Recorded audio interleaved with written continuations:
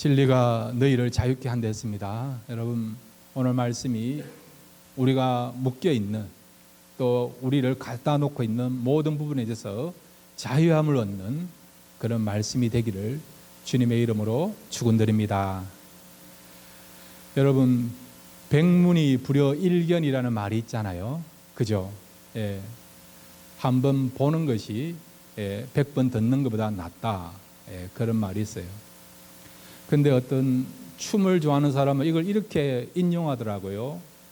백고가 불여일불이다. 무슨 말인지 아십니까? 100번 고고를 치는 것보다 한 번 브루스를 치는 게 낫다. 예, 그게 백고가 불여일불이라는 거예요. 예.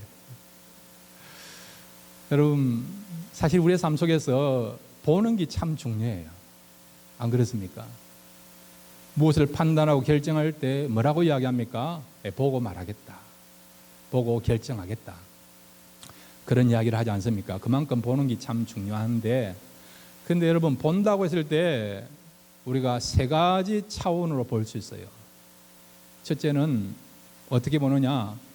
시각장애자가 아니라 한다면 정상적인 시력을 갖고 있는 사람이라면 보는 것, 눈으로 보는 것, 얼마나 예쁘고 화려하고 다양하고 이런 것들을 우리가 눈으로 보지 않습니까? 그럴 때 우리가 눈으로 본다라고 이야기하죠.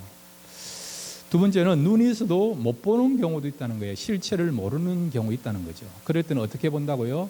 의미를 가지고 본다는 거예요. 통찰력을 가지고 본다는 것입니다. 플로리다 살 때에 그 마이애미 그 주변의 집들은요, 다른 데하고는 좀 특징이 있어요. 물이 많으니까 요소마다 군데군데마다 호수가 있어요. 호수 중심으로 집들이 구성되어 있어요. 아파트도 그렇고 개인 하우스도 그렇고, 뒷문을 나가면 공동으로 같이 소유하는 호수가 있어요. 근데 그 호수에는 뭐가 사느냐? 오리들이 살아요. 오리들이. 가끔씩 오리들이 수영장으로 넘어오기도 하고, 어떤 경우는 집 근처까지 이렇게 다가오는 경우도 있습니다. 한 분은 제가 있던 교회에 이종수 집사님 한 분이 계시는데 저한테 오리를 잡은 이야기를 하시더라고요. 오리를 어떻게 잡느냐? 어떻게 집안까지 오리를 끌어당기느냐? 어떻게 한다고요? 빵을 집 안에까지 조금씩 이렇게, 호수에부터 집에 안에까지 빵을 조금씩 이렇게 뿌려 놓으면, 던져 놓으면 오리가 그 빵을 쫓아서 어디까지 들어온다고요? 집안까지 들어온다는 거예요. 그래서 오리를 잡아서 그날 아주 재미있게 또 풍만하게 오리 요리를 먹었다라고 간증한 분이 있습니다. 자, 여러분, 오리 입장에서 보셨어요? 오리 입장에서 보면 빵이 있는 거예요. 한국말로 하면 이게 웬 떡이냐? 좋게 생각하고 끼니를 때우기 위해서 먹었지만은 그 빵은 어떤 의미입니까? 자기를 죽게 하는, 죽음에 이르게 하는 빵이라는 거예요. 그러니까 어떤 경우는 여러분, 눈으로 보지만은 그 실체를 모르면요, 그것이 우리에게 뭐가 된다고요? 우리를 죽게 하는, 어떤 경우는 우리의 영혼을, 육체를 파멸케 하는 그런 어떤 요소가 될 수 있다는 거죠. 예. 그러니까 여러분, 본다고 해서 다 아는 것이 아니라 보지만은 그 속에 무엇이 있는가 의미를 발견하잖아요. 다시 말하면 동기를 알아야 된다는 것입니다. 세 번째로 여러분, 하나님의 사람들은요, 이 정도까지 봐야 됩니다. 우리 같이 따라합시다. 영적으로 보아야 한다. 영적으로 봐야 된다. 눈으로 보는 거, 의미를 알고 보는 거 중요해요. 그 정도 가지고는 우리는 안 돼요.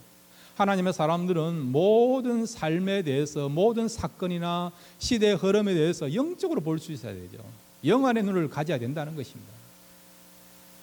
영적으로 본다는 것은 진짜 본질을 본다는 거예요. 본질을요. 지금 한국에서 일어나는 일에 대해서, 미국에 일어나는 일에 대해서, 세상에 지금 지구촌에 돌아가는 일에 대해서 본질을 봐야 되는 거죠. 정치 문제 같고요, 경제 문제 같고, 빵의 문제 같고, 여러분 식량의 문제 같고, 핵무기 문제 같고, 인권이나 인종의 문제 같지만 영적으로 보면 사실은 진리의 문제예요. 진리의 문제. 진리가 어두워져서 그런 것입니다. 구약의 선지자들이 뭐라고 이야기합니까? 이 백성이 왜 망했습니까? 여호와를 아는 지식이 없어서 망했다는 거예요. 진리의 눈이 어두워지고 진리를 알지 못하니까 망하게 되었다는 것입니다. 그 속에는 무엇이 들어있습니까? 정치, 경제, 문화, 외교 모든 게 포함되어 있다는 거죠. 오늘 이 시대 마찬가지예요, 여러분. 대한민국에 보면 일본하고 관계 속에서 경제적 어려움이 있고요, 지소미아 파괴로 인해서 여러 가지 불안감이 조성되고 그렇지 않습니까? 북한은 매일 이렇게 또 핵무기를 쏘아대는, 미사일을 쏘아대는 그런 상황 가운데 있지 않습니까? 외교의 문제 같고 국방의 문제 같고 여러분 정치의 문제 같고 그런 것 같이 보이지만 실제는 뭐라고요? 진리의 문제예요. 진리가 어두워져서 그렇다는 것이죠. 구체적으로 여러분 우리가 영적으로 본다는 것이 무엇인가 오늘 세 가지를 살펴보기를 원합니다.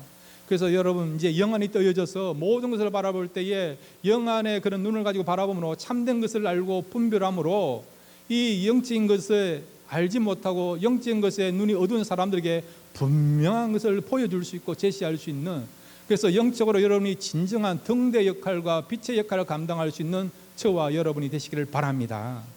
그러면 어떻게 하는 것이 영적으로 보는 건가? 첫째는 우리 같이 따라합시다. 징조를 보아야 한다. 징조를 봐요. 사인을 보고 그 본질, 영적인 통찰력을 가지고 봐야 된다는 거죠. 예레미야 오늘 읽었던 1장 11절 말씀 우리 같이 읽겠습니다. 시작. 여호와의 말씀이 또 내게 임하니라. 이르시되 예레미야야 내가 무엇을 보느냐 대답하되 내가 살구나무 가지를 보나이다. 아멘.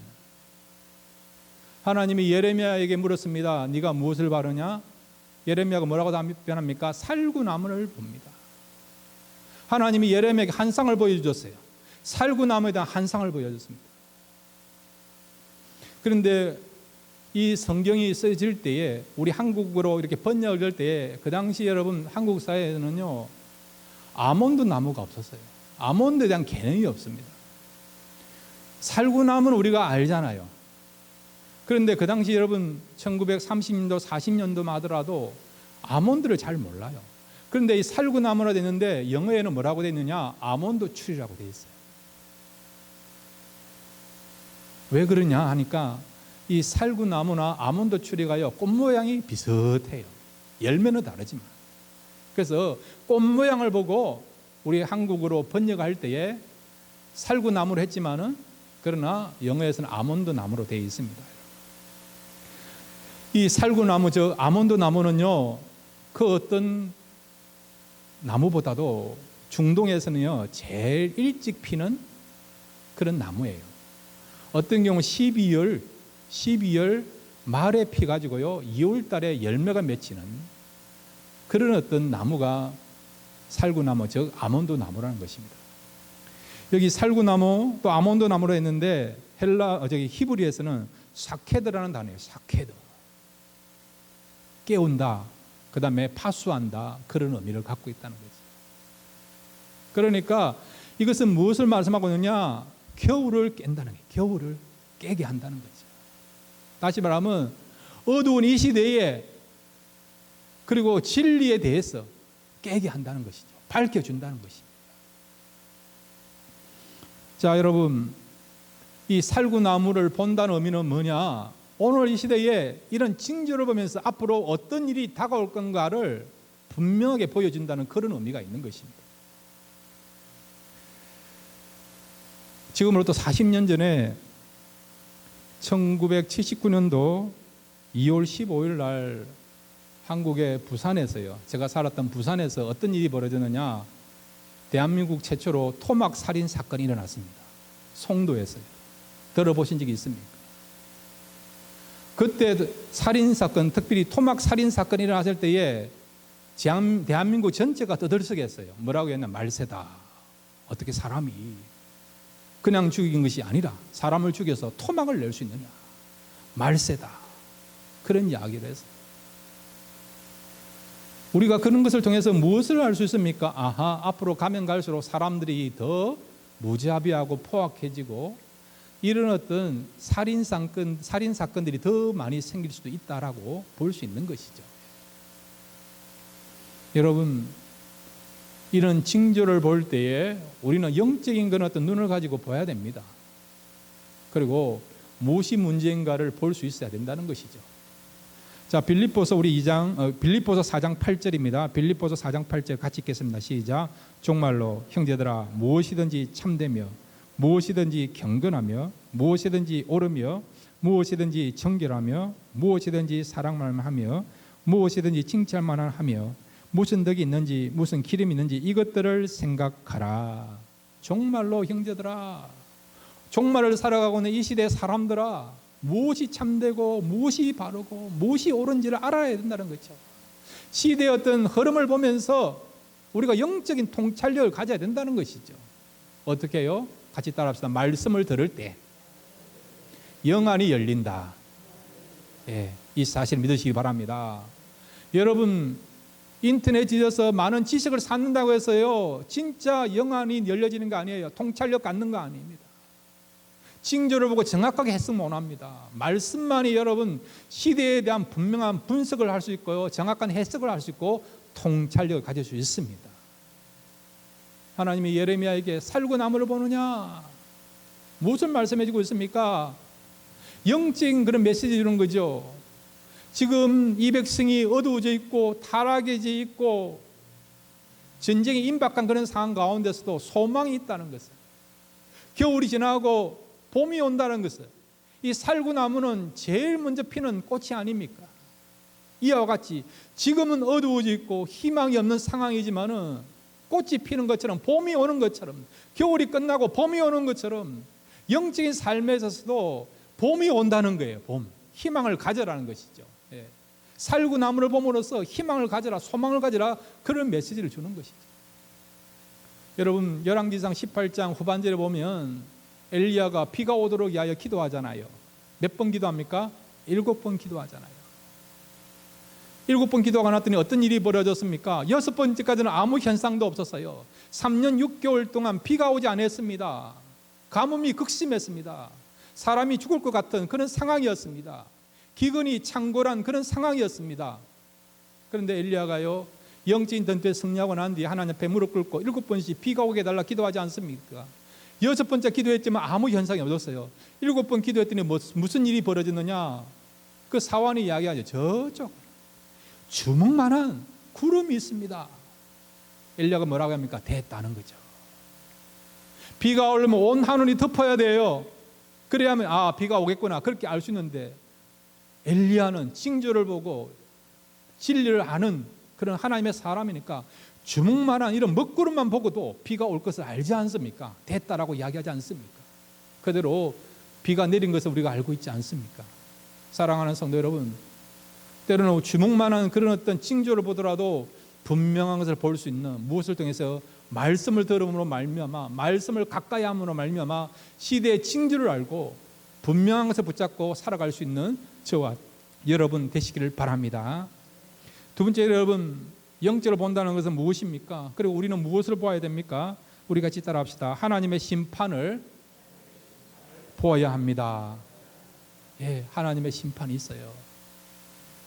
예레미야 때뿐만 아니라 롯이 살았던 소돔 고모라 때뿐만 아니라 노아가 살았던 홍수를 통한 심판뿐만 아니라 마지막 예수님이 재림하기 직전에 일어나는 최후의 심판뿐만 아니라 오늘 이 시대에도 여러분 부분적으로 도시에게, 나라에게, 민족에게, 어떤 가정에게, 개인에게 하나님의 심판, 하나님의 어떤 재앙들, 그리고 또한 징계가 있습니다.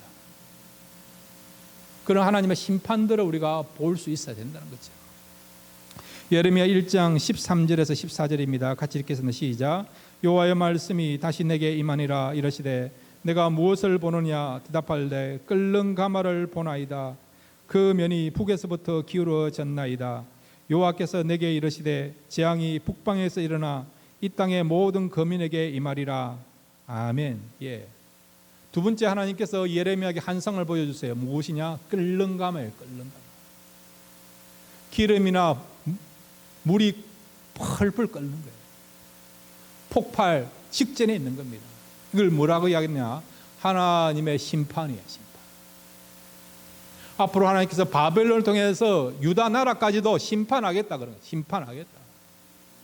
너희들이 심판을 받으면 고통 가운데 있을 것이고 성읍이 불타고 가족들이 뿔뿔이 흩어지고 나중에는 성전도 파괴되고 그리고 너희들은 나라 없이 정처 없이 포로로 끌려가서 노예 생활을 할 것이다. 그것이 뭐라고요? 심판의 내용이에요. 그러면 여러분, 하나님은 왜 심판하시느냐? 두 가지 이유예요.